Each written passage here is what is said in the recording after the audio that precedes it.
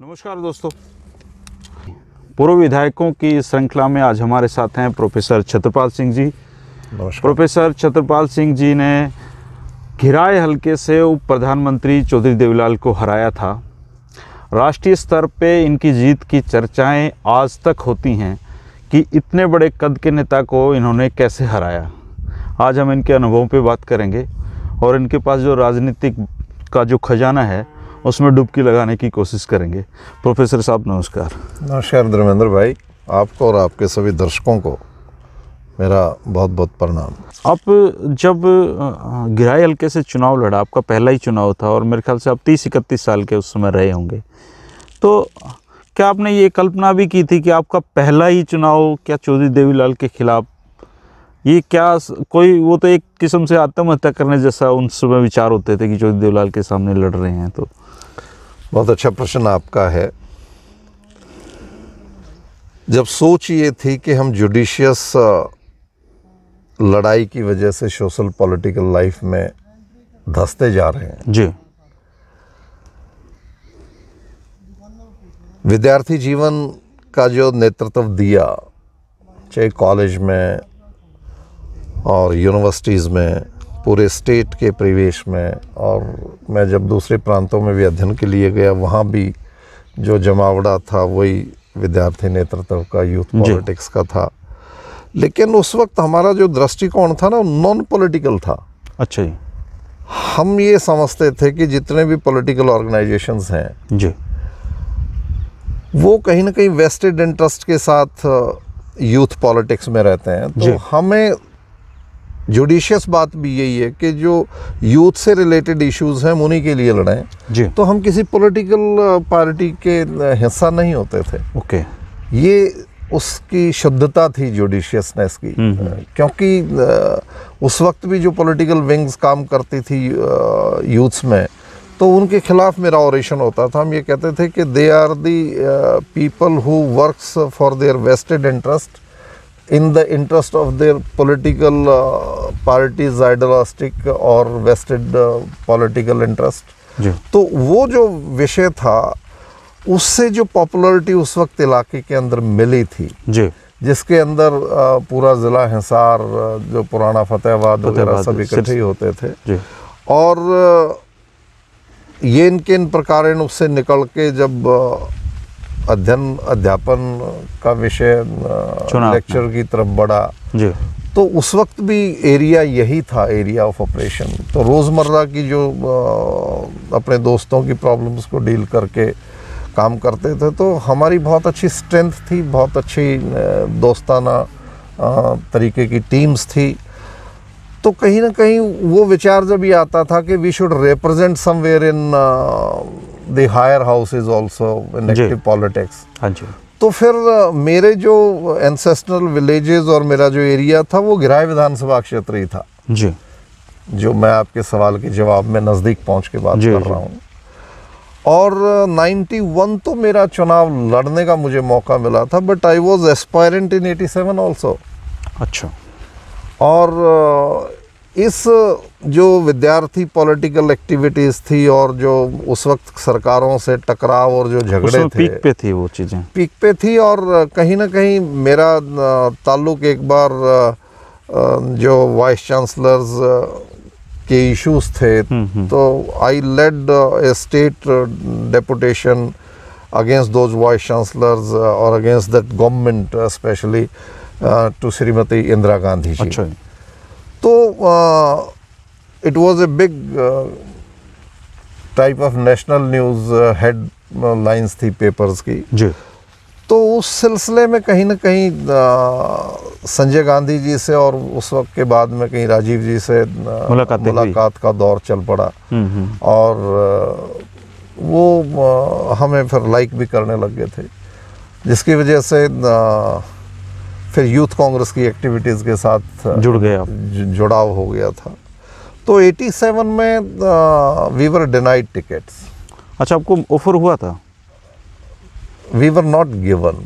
अच्छा। हमने इच्छा जाहिर की थी उस वक्त। अच्छा, दी नहीं। और राजीव जी को ये लगता था कि इट इज़ टू अर्ली अच्छा, तो पार्टी की 25 साल ही रही होगी उस हाँ, समय पार्टी की हवा भी उन दिनों अच्छी नहीं थी। अच्छा, तो मैं तो ये कहूँगा 87 में कि तो लहर थी चौधरी देवीलाल की। जी, वो हमारे वेलविशर थे कहीं ना कहीं। जी जी। तो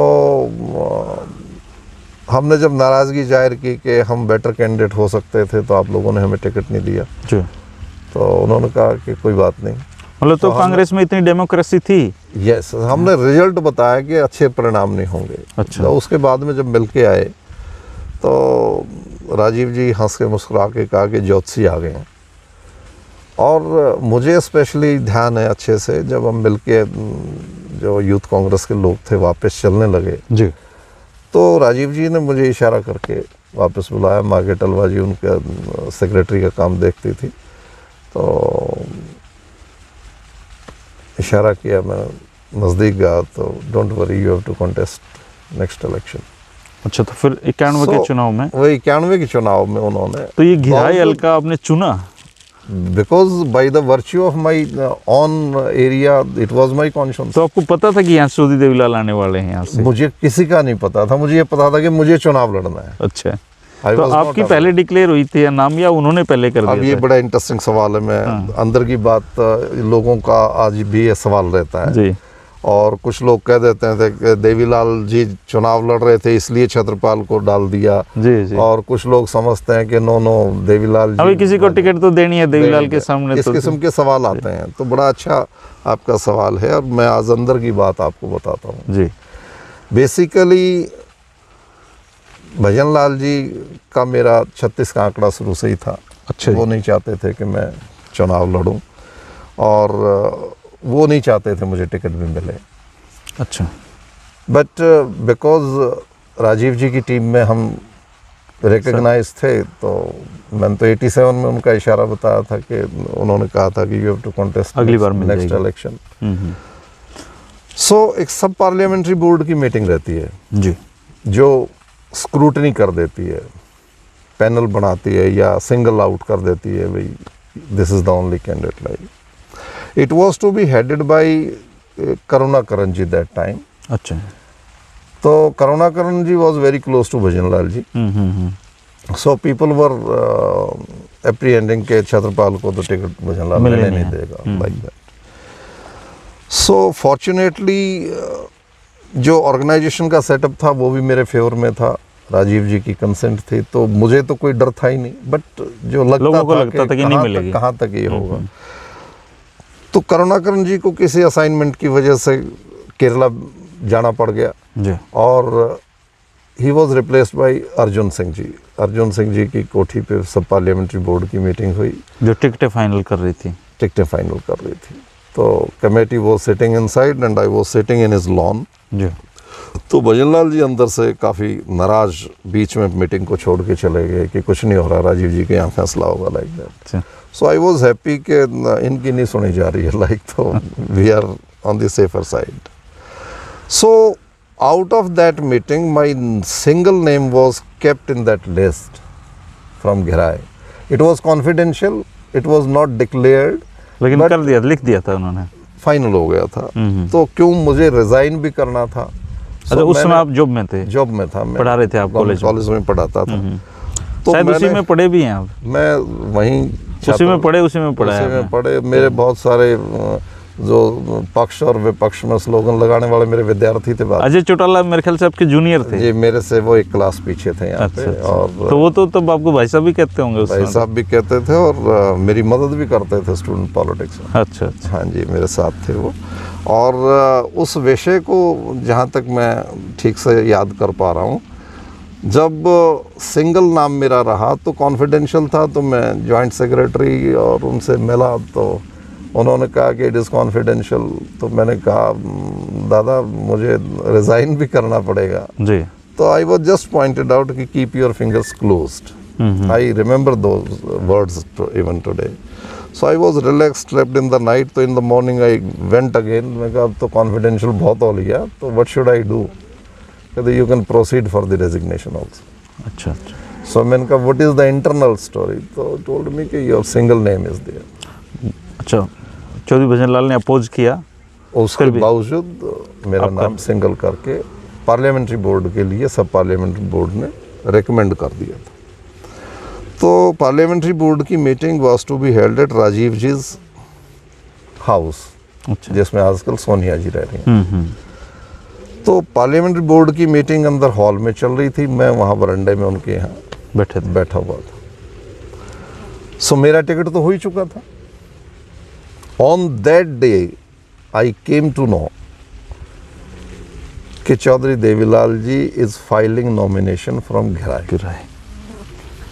So I know that I was the candidate, established candidate from the party side. जी। But he was Devilal who came to my conscience. पर दुनिया को नहीं पता था। दुनिया को नहीं पता था।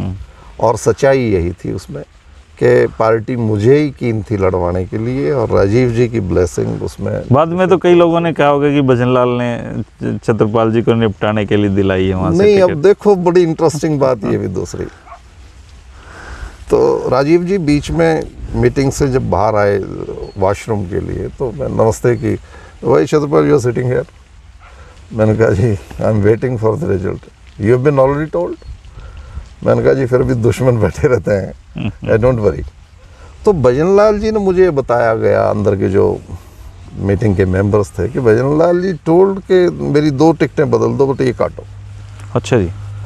He was so keen to get it change. उनको लगता था कि ये कुछ, उनको ये लगता था कि मेरा अपना ज़िला है। ऐसा क्या टकराव हो गया था आपका? मेरा कांग्रेस है, कांग्रेस में बिना डिस्प्यूट के मैं लीडर हूँ, तो ये मेरे को फॉलो नहीं करता है। अच्छा, उनको ये लगता था कि ये कभी ना कभी चैलेंज कर देगा आपको। उनको ये लगता था कि जो तेरे यस मैन हो, और पॉलिटिकल लीडर्स की ये बहुत बड़ी कमी है धर्मेंद्र, कि वो अच्छी नर्सरी तैयार हो, अच्छे लोग उभर करके आए, वो मतलब बहुत बाद का विचार रहता है। टिकट मिल गई आपको, टिकट मिल गई, और बहुत सारे लोगों ने ये कहा कि आपका इलेक्शन तो बड़ा जीत का इलेक्शन लगता था, अब तो आप अच्छा लड़ना। हाँ, तो मैं आई सिंपैथी देने लग गए। हाँ, आई वॉज वेल कॉन्फिडेंट। तो मैं ये कहता था मैं जीत के आऊँगा, विषय नहीं, मैं जीत के आऊँगा। तो कुछ लीडर्स ने कहा कि we will also come and join, but देश अपना हाथ खींच लिया उन्होंने। और मैंने अपने इलाके में आकर के जो चुनाव प्रचार शुरू क्या किया, लोगों को इकट्ठा किया। इकट्ठा करके मैंने राजीव जी के सेंटिमेंट्स, इलाके में हमारा जो विजन है वो सारा रखा, और कहा भी यदि आप पहले मुझे अल्लाह शेरी देते थे कि कांग्रेस की तो हालत ख़राब है, बट आप लड़ोगे तो आप जीत सकते हो, बिकॉज माई इंडिविजुअल जो करेक्टर था, इट वाज अप्रिशिएटेड और रिकग्नाइज्ड और एंडोस्ड बाय द पीपल। इसलिए ये चर्चा, और जो साथ का जो पढ़े थे, जिनको पढ़ाया था, जो एक रिकग्निशन थी टीम में, सो ये इस किस्म की बातें थी। तो अब कहा भाई अब देवीलाल जी इस इलाके में आ गए, तो मेरा क्या कसूर है इसमें? तो मैं तो हूँ। यदि आपको लगता है कि मैं फिट नहीं हूँ इलाके के लिए देवीलाल जी को और सेवा करनी, तो ये टेल मी, मैं राजीव जी को मना कर देता हूँ जाके से। सो पंचायती फैसले हुए धर्मेंद्र। अच्छा, लोगों ने कहा भी कोई विषय ही नहीं है, जब हमारा मन था और हमारा बेटा ठीक सेवा कर सकता है यहाँ से, तो ये कांग्रेस का उम्मीदवार नहीं, हमारा पंचायती उम्मीदवार भी होगा। और अखबारों ने, प्रेस ने जो फैसलों के बीच में मौजूद थी वो लिखा, and Chaudhary Devilal had to consider. तो ऐसा सुना जाता है कि उस इलेक्शन में कि जो देवीलाल तो पहले तो ये कहा था कि मैं चुनाव प्रचार में ही नहीं जाऊंगा। बिल्कुल सही बात है, चौधरी देवीलाल बहुत कॉन्फिडेंट थे, क्योंकि उनका जो नॉमिनी यहाँ से 25-26 हज़ार से जीत जाता था। और इतना ही नहीं, चौधरी देवीलाल किसी को टिकट दे के यदि इलेक्शन से पहले आ गई हो कि नहीं, ये नहीं मेरा ये कैंडिडेट है, तो लोग फिर भी बदल देते थे। तो इतना विश्वास था उनको इलाके के ऊपर। और Chaudhary Devilal mass based leader रहे हैं पूरे देश में। उन्होंने सिसाई गाँव की एक जनसभा का काफ़ी चर्चे रहते हैं कि क्योंकि सिसाई उनके गोत्र का गांव था, सियागों का। सिसाई एक्चुअली 2 पाने हैं ना, जैसे काली रावण और सियाग पाना है। तो वहाँ काली रावण पाने में और सियाग पाने में थोड़ा सा पॉलिटिकल सोच का फ़र्क भी रहता है। तो काली रावण पाने में तो मेरे को काफ़ी सपोर्ट था। बोड़ा पाना में भी मुझे काफ़ी, जो मेरी सोशल इक्वेशंस थी, मेरे दोस्ताना जो ताल्लुकात थे उनमें, और वहाँ का उस वक्त का वर्तमान सरपंच भी जो था वो देवीलाल जी की चाय रखी थी, और बिल्कुल मौके के ऊपर वो विड्रॉ कर गया आपको और मेरे आपके साथ चल मेरे गया। साथ आ तो गया। चौधरी साहब तो फिर दो बार घूमे बता रहे थे उस चुनाव चौधरी में, देवीलाल ने काफी टफ चुनाव हो गया था। बहुत टफ चुनाव हो गया था और चौधरी देवीलाल को इस बात की खबर जब लग गई थी तो चौधरी देवीलाल ने खूब इलेक्शन कैंपेन सुना किया। आपके चुनाव में जहाज से भी कुछ पर्चे वर्चे बटे थे उस समय, वो जो हरियाणा के लिए नई बात थी उस नई समय। बात थी तो ऊपर से पर्चे डलवाना चुनाव प्रचार का हिस्सा था, लेकिन लोग जब नेगेटिव सोचने लग जाते हैं तो कहते थे ऐसे ही ऊपर से ही गिर जाओगे, ऐसे ही ऊपर से ही गिर जाओगे, इस किस्म के कमेंट्स लोग करते थे। अच्छा, चुनाव तो आपका शांतिपूर्ण रहा होगा? बहुत पीसफुल रहा और विद द गॉड्स ग्रेस ये लगता था कि बहुत मैसेज। उसमें तो आपके कुंडू के काफी गांव थे, हमारे 5 गांव मेरे 5 गांव थे। क्या बोलते थे उसको, एक बोलते हैं कुछ 5 गांव पंचग्रामी बोलते हैं। वो सबसे पहले फैसला वहीं हुआ था, पंचग्रामी का, और पूरा पंचग्रामी के लोग खुद लोगों से रिक्वेस्ट लेके निकले थे, हमारे स्पोक्समैन। तो उस समय तो आपके जो जूनियर थे अजय सिंह चौटाला, मेरे ख्याल चौधरी देवलाल का चुनाव इंचार्ज वही थे। चुनाव इंचार्ज चौधरी देवलाल। तो वो आमने सामने कभी चौधरी देवलाल से या उनसे कभी हुआ चुनाव के दौरान रफ्ता आपका? चौधरी देवलाल जी से चुनाव के समय हमारा आमना सामना नहीं हो पाया, वो अपना कैंपेन करते थे, मेरा अपना शेड्यूल रहता था। बट जब डोर टू डोर करते थे तो अजय अपनी टीम के साथ और हम अपनी टीम के साथ आमना सामना हुआ जी। तो क्योंकि हम स्टूडेंट लाइफ में आपस में इकट्ठा रहे थे तो हमारी social equation it was good और एक दूसरे का हालचाल भी पूछते थे। अच्छा। और क्योंकि मैं ये समझता था कि मैं होस्ट हूँ वहाँ पे, तो मैं पूछता था कोई ज़रूरत हो, कोई दिक्कत हो तो मुझे बताओ, और अच्छे से चुनाव लड़ना चाहिए, अच्छे से काम करना चाहिए। तो जिस दिन काउंटिंग थी, क्या आपको यकीन था आप जीत रहे हो? मुझे from the day I decided to contest election कि जीत रहा हूँ, उस दिन से मुझे पता था let there be any candidate, मैं जब घिराए से चुनाव लड़ूंगा तो मैं चुनाव जीतूंगा। चौधरी देवीलाल के नॉमिनेशन के बाद लोगों ने प्रश्न चिन्ह लगाए, पॉलिटिकल प्रेस सब लोगों ने प्रश्न चिन्ह लगाए, बट मेरा को अंदर से हमेशा ये आवाज़ आती थी कि आई विल विन, और मैं कहता था मैं जीतूंगा, और उसके रीजन्स थे। उस समय तो चौधरी देवलाल दोनों चुनाव हार गए थे, सीकर से भी हार गए थे, गिराए से भी। रादर चौधरी देवलाल ने साइमल्टेनियसली एक चुनाव पंजाब से भी पार्लियामेंट अब और फजीलका से, इट वाज फिरोजपुर, तो तीन जगह से एक साथ आ रहे थे वो जी, या जीते थे वहाँ से। वो उन्होंने रोहतक से भी चुनाव लड़ा था उस वक्त जी। तो 3-4 चुनाव में नॉमिनेशन किया था, बट असेंबली में चुनाव और प्रधानमंत्री जी, प्रधानमंत्री जी वो उनकी फर्स्ट प्रायोरिटी थी, और इसीलिए उन्होंने कंसंट्रेट टोटल फिर गिराए पे कर लिया था। और इट वाज तो जिस दिन काउंटिंग थी, ये प्रोसेस रहता है, हम देखते हैं कि आप लोग जितने कैंडिडेट होते हैं सब लोग बैठते हैं वहाँ पे, तो क्या चौधरी देवलाल आए थे? चौधरी देवलाल नहीं थे उसमें काउंटिंग में, उनके इलेक्शन इंचार्ज ही थे, अजय सिंह चौटाला ही बैठे थे। जी। और तो शुरुआत से ही पहले राउंड से ही बढ़त थी आपकी? फर्स्ट राउंड से बढ़त थी, और एक राउंड के अंदर आकर के मैं और चौधरी देवलाल बिल्कुल बराबर आ गए थे। काफ़ी टफ चुनाव हो गया था। काफ़ी टफ था, हर राउंड में शुरू से मेरी लीड रही, फिर चौधरी देवलाल का बैलेंस जब बढ़ने लगा तो एक राउंड में हमारा रिजल्ट बिल्कुल इक्वल था जी। Next it was around 7th round something, फिर नेक्स्ट राउंड के अंदर मैं चौधरी देवलाल से एक ही राउंड में 750, मुझे एग्जैक्ट फिगर याद नहीं, but it was around 700 something, Chaudhary Devlal उसमें आगे चले गए। अच्छा। और उससे जो नेक्स्ट राउंड था possibly it was 9th round something जी। सो मैंने वो 750 कवर किया, और 800 850 से फिर मेरी लीड बढ़ गई। तब ये हो गया भाई जीत रहा हूं। लीड बढ़ती 4.5-5 के करीब चली गई थी। फिर लास्ट के जो विलेजेस थे उनमें 2-2.5 हज़ार चौधरी देवलाल की बढ़त बढ़ के, यानी टोटल जो रिजल्ट था वो 2.5 हज़ार के करीब मेरा बैलेंस। तो तब आपने हिस्ट्री बना दी है। तब it was the non fact. लेकिन ये क्या हुआ सर कि जिस आदमी के आप पॉलिटिकली इतना विरोध में थे, आप उन्हीं की सरकार में आप कैबिनेट मिनिस्टर रहे? नहीं, it was by the virtue of organisation. अच्छा। क्योंकि सरकार कांग्रेस की बननी थी, और राजीव जी की उसी चुनाव में very unfortunate issue was that कि उनकी हत्या हो गई थी। और इतना ही नहीं, जब election of chief minister was to be decided, तो जो ऑब्जर्वर्स आए थे तो उन्होंने जब राय ली थी सबकी, तो चौधरी देवीलाल ने मेरे को, चौधरी भजनलाल जी ने मेरे को नर्स करने की कोशिश की, काफ़ी सब्ज बाग भी दिखाए, कहा कि आप मेरी सपोर्ट करो, तो मैंने बता दिया था। क्या कुछ बताएंगे, क्या उन्होंने क्या सब्ज बाग दिखाए थे आपको?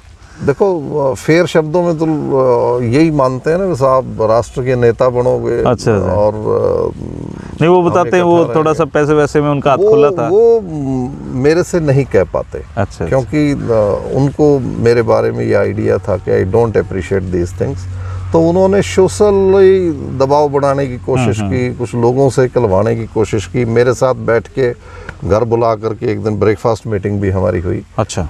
और उसमें उन्होंने ये भी कहा कि भैया विचार करो और आप मंत्री ना बनो।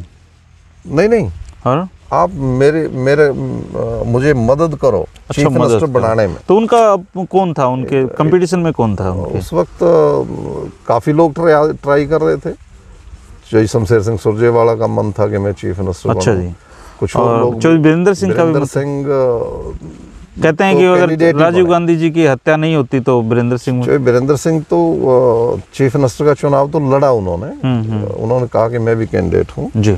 और मेरे को जब चौधरी भजनलाल जी ने सुबह ब्रेकफास्ट में, फैमिली के लोग भी थे, और कहा कि भैया मेरे को मदद करो, तो मैंने कहा चौधरी साहब मैं इस चुनाव में आपको चीफ मिनिस्टर के लिए सपोर्ट नहीं करूँगा। उसके कारण है, वो कहा भी अब नेशनल लीडर बनोगे, आप इकट्ठे काम करेंगे और अपना इलाका एक है। मैंने कहा इलाका एक है, पार्टी भी एक है, बट मेरी चॉइस आपके पक्ष में नहीं जाएगी। अच्छा, ये क्या सही बात है कि चौधरी भजनलाल किसी भी स्थिति में आपा नहीं खोते थे, वो प्यार से ही बात करते थे? देखो, चौधरी भजनलाल की मैं आज तारीफ करूंगा इस विषय में कि वो बहुत कूल हेडेड आदमी थे जी, वेल बिहेव्ड थे, और आतिथ्य सत्कार भी उनके अंदर बड़ा जबरदस्त था। और वैसे तो पारिवारिक दृष्टि से हमारा जुड़ाव था, लेकिन उसमें नहीं मैं जो सोशल पॉलिटिकल एक्टिविटीज में मैं, लेकिन फिर भी वो चीफ मिनिस्टर बनने में तो कामयाब हो ही गए। नहीं, वो तो बनना ही था उनको, ये मुझे पता भी था। अच्छा, उन्होंने कहा कि बने, क्योंकि मेजोरिटी उनके साथ थी उसमें। लेकिन मैंने ऑब्जर्वर्स को जब ये बात कही, तो उसमें विशेष बात मैंने ये कही थी कि हरियाणा को हरियाणा की सरकार बना के आप दो जी, धड़ों की सरकार मत बनाओ। तो मैंने विशेष तौर से कहा कि चीफ मिनिस्टर ऐसा बनाइए आप जिसको हरियाणा में मैसेज ये जाए कि सभी को रिप्रेजेंट करेगा। अब एक बेल्ट में ये रहे कि आज तो खाना अच्छा नहीं लगेगा, एक में ज़्यादा ओवरवेल्ड विस्तार रहे। हरियाणा के इंटरेस्ट में काम करने वाले व्यक्ति को आप बढ़ाओ। But what ever the choice was, I was against him. और वो ऑब्जर्वर्स उनको फीड करते थे किसने क्या कहा, वो पता ही रहता था। उनकी सेटिंग ठीक थी उसमें, वो बड़ी जबरदस्त थी। Was a very good management, उनका कोई मुकाबला नहीं था। तो वो जो इस मैनेजमेंट पे लगते थे, और जो उनके साथ करप्शन का, डिफेक्शन के दो विषय विशेष तौर से चौधरी भजनलाल जी के साथ जुड़े, हरियाणा की बदनामी भी जिसको आप कहोगे। लेकिन वो तीसरी बार क्योंकि चीफ मिनिस्टर बने थे, थोड़ा सा बिहेवियर में चेंज आने लग गया। अच्छा। शॉर्ट टेम्परनेस थोड़ी सी बढ़ने लग गई थी, एरोगेंस थोड़ी सी बढ़ गई थी, और थोड़ा सा डिक्टेटरल एटीट्यूड भी बढ़ने लग गया था उनमें, जो सत्ता की कमजोरी है। हर एक आदमी बहुत धैर्य नहीं रख पाता, बट कंपैरेटिवली इस मामले में। तो आप जब उनकी कैबिनेट में आ गए थे, तो क्या ये क्लैशेस बाद में भी रहे अलग अलग मुद्दों बड़े जबरदस्त? अच्छा। बल्कि और ज़्यादा बढ़ गए। अच्छा। हाँ, क्योंकि ये इनके इन प्रकार मुझे अपने तरीके से सरकार को चलाना था, वो अपने तरीके से सरकार को चलाते थे। मैं ये समझता था पावर क्लैश था ये, not only power clash where it is to be utilised. जी, पावर का सदुपयोग हो रहा है या दुरुपयोग हो रहा है। जी, मेरा इंटरेस्ट था कि जिन लोगों ने मुझे एमएलए बनाया है, मैं उनकी सेवा जबरदस्त करूं, रिजल्ट जो भी पॉलिसीज बनी उसका मैक्सिमम बेनिफिट उनको मिले, हल्के में सर्विसेज मेरे हल्के में मेरे नौजवानों के पास जाएं, मेरे जो एम्प्लॉयज़ हैं वो कंफर्टेबल स्टेशंस पर रहें, और इलाके के अंदर डेवलपमेंट हो, पानी बिजली सब विषय में कोई। तो ऐसा बताया जाता है उनका फोकस तो पूरा बिश्नोई बेल्ट पे ही रहता था नौकरियों में। तो ये बहुत विशेष मुद्दा रहा बीच में टकराव का। जो भूपेंद्र सिंह हुड्डा जी जब चीफ मिनिस्टर थे तो कहते थे कि पुराने रोहतक में ही दिया है उन्होंने सब कुछ। तकरीबन चीफ मिनिस्टरों के अंदर ये कमी रही जी कि पूरे हरियाणा के बारे में नहीं सोच पाए। अपनी सीट को बचाना, अपनी राजनीति को बचाना, ये उनकी सबसे बड़ी कमजोरी रही है। कई बार व्यक्ति करता है कि मुझे अपने आप को भी बचाना है और मुझे अपनी जिम्मेवारी को भी बहुत सिद्धांतन तरीके से, जुडिशियस तरीके से उसको निभाना है जी। सो ये जो आपने पूछा था कि why I was in politics और मुझे ऐसा क्यों हुआ, तो ये जो जुडिशियस एटीट्यूड था ये मुझे नहीं छोड़ पाया आज तक भी। और ये भजन लाल जी के साथ भी मेरा विशेष क्लैश का रीजन रहा, जहाँ गुंडागर्दी की पॉलिटिकल बात की गई, जहाँ करप्शन की पॉलिटिकल बात की गई, जहाँ पे किसी और रीजन से बायस्ड पॉलिटिकल बात की गई, तो मुझे उसमें अपने आप को अलग रख के उन्हीं से लड़ना पड़ा हमेशा। और ये ही विशेष कारण थे जहाँ चीफ मिनिस्टर का मेरे साथ टकराव रहता था। और उसके रिजल्ट वो ट्रम तो पूरा ही निकाला ना दोनों आराम नहीं, 1994 तक मैं मिनिस्टर रहा। ओके। और 94 के बाद तो हमारी लड़ाई सड़कों के ऊपर थी। अच्छा जी। Not only it was internal, मैं स्टेजेस पे अधिकारियों के सामने वोकल हो जाता था। और कई बार जब मैं और भजन लाल जी इकट्ठे बैठते थे तो ये प्रश्न आता था, भाई आप ऐसा क्यों करते हो। तो मैं बड़ी साफ शब्दों में उनको कहता था कि मैं ऑर्गेनाइजेशन के हक में बोलता हूँ कि ठीक बोलते हो, पार्टी की पॉलिसीज़ को ठीक से बोलता हूँ, बहुत अच्छा बोलते हो। मेरा डिपार्टमेंट की प्रोग्रेस जो है आपके किसी भी डिपार्टमेंट की प्रोग्रेस से कहीं कम है। रादर आप तकनीकी शिक्षा में उस समय आपने सबसे बड़ा रेवोल्यूशन दिया मैंने, वो उसी बहुत सारे बने हुए हैं उस समय। ये 3880 दाखिले का मैं उससे बड़ा कॉलेज छोड़ के गया था। और वो भी डिपार्टमेंट इसलिए सोच के दिया गया था, मिनिस्टर बनाना मजबूरी थी। अभी तकनीकी शिक्षा में मिनिस्टर बनाना मजबूरी थी क्योंकि रिजल्ट पॉलिटिकल था। दिल्ली में जो टीम थी उसमें मेरे इक्वेशन ठीक थे, लेकिन पोर्टफोलियो असाइनमेंट के टाइम पे ये किसी अधिकारी ने समझाया होगा जी कि ये दे दो, कुछ नहीं कर पाएंगे। बट वही मेरे लिए ब्लेसिंग इन डिस्गाइज थी। जहाँ काम करने की गुंजाइश हो, जिसके थ्रू मैं नौजवानों को रोज़गार की शिक्षा दे पाऊँ और मैं उस महकमे को बढ़ा पाऊँ। मैंने वर्ल्ड बैंक से 81 करोड़ एक ग्रांट लिया, 201 करोड़ का प्रोजेक्ट बनाया। जीजेयू मैंने बनाई, उस वक्त Chhoturam university technical education. GJU आपके समय में? Yes, it was my decision. लेकिन उसका क्रेडिट कहते हैं जो भजन लाल को मैंने कभी भी किसी काम के लिए गर्दन निकाल के क्रेडिट की अपेक्षा नहीं की। बट एक रिटन बुक है जो आज आपको मैं बता देता हूँ। मैंने Tamil Nadu was the best state as far as technical education was concerned. जी। I went there, I studied that, I brought out with a book.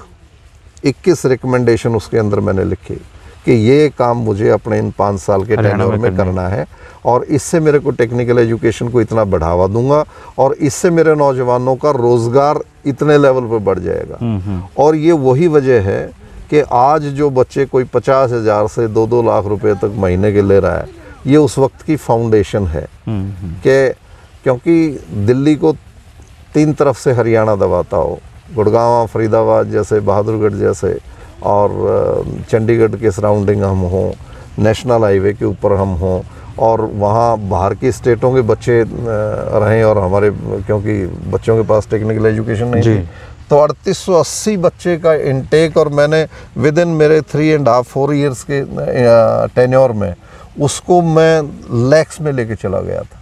चलिए, ये तो हरियाणा में आपका उनके साथ रहा जो भी।